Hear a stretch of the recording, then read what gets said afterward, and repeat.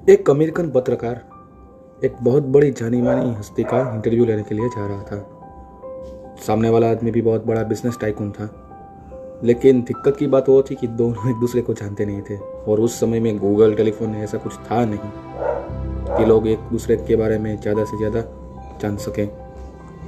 तो फिर ये हमारे जो पत्रकार साहब थे वो तो बड़ा सच सच के इम्पोर्टर स्प्रे व्रे लगा के सूट बूट पहन के जा रहे थे, क्योंकि सामने वाला भी बहुत ही बड़ा आदमी था।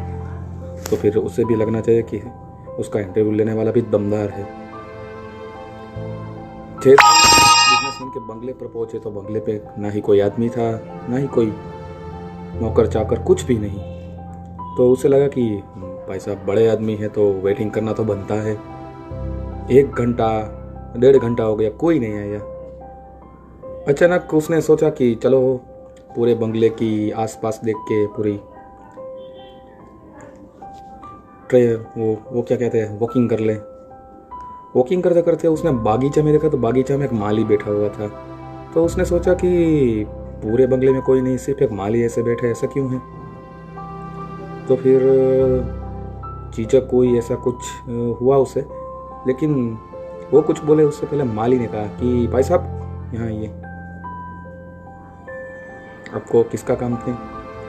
तो उसने उस बिजनेसमैन का नाम लिया कि मैं ये हूँ और इसका इंटरव्यू लेने के लिए आया हूँ। तो माली ने कहा कि साहब तो बाहर चले गए हैं, वो कब आएंगे कुछ पता नहीं, आपको बताया नहीं था।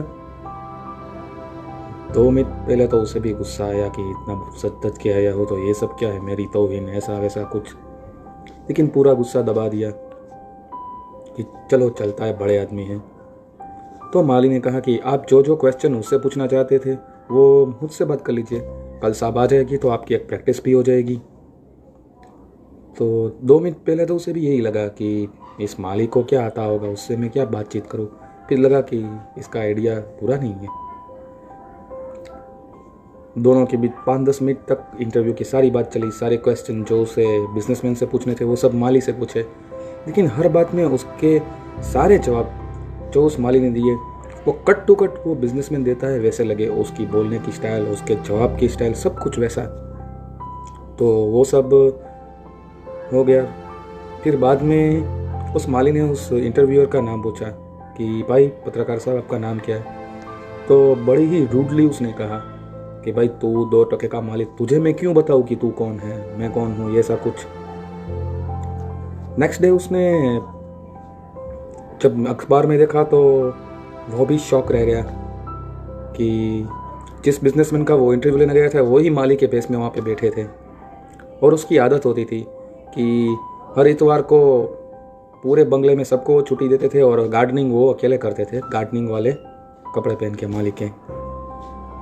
इस बार उसे भी बड़ा शौक लगा। उसने फ़ोन करके सॉरी बोलने की बात की, लेकिन उसने कहा कि भाई मैं इतना बड़ा बिजनेसमैन हूँ, उसका मतलब ये नहीं कि मैं एक आदमी नहीं हूँ। मैंने गार्डनिंग से ही काम शुरू किया था, तो मैं अपने अतीत को कैसे भूल सकता हूँ। बस इतनी सी कहानी थी।